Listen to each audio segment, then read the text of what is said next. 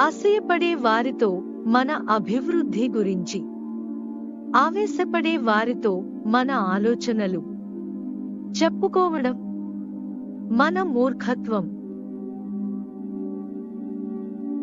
సానుకూల ఆలోచనలు ఉన్నవారికి ఆనందం నీడలా వెంటే ఉంటుంది. మనం ఎలా ఆలోచిస్తే అలానే ఉంటాం.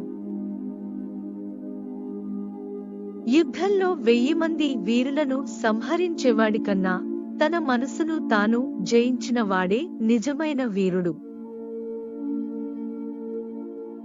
జీవితం అంటేనే పోరాటం. అలాంటప్పుడు స్వార్థం కోసమో అధర్మం కోసమో ఎందుకు పోరాటం చేస్తావు? ఆ పోరాడేదేదో ధర్మం కోసం పోరాడు.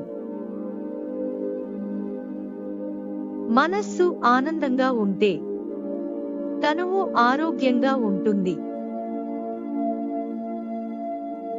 జీవితంలో మనం చేసే తప్పుల్ని గమనించేది ఇద్దరే, ఒకరు పరమాత్మ, ఇంకొకరు అంతరాత్మ. ఆనందంగా ఉండేవారు తమ దగ్గర ఉన్న దాని గురించి మాత్రమే ఆలోచిస్తే, ఆనందంగా ఉండలేనివారు తమ దగ్గర లేని వాటి గురించి మాత్రమే ఆలోచిస్తారు. విద్య నేర్చుకుని గురువుని మర్చిపోకు, ధనం వచ్చాక స్నేహం మర్చిపోకు, భార్య వచ్చాక కన్నవారిని మర్చిపోకు, గౌరవం వచ్చాక గతం మర్చిపోకు, అవసరం తీరాక సాయపడిన వారిని మర్చిపోకు.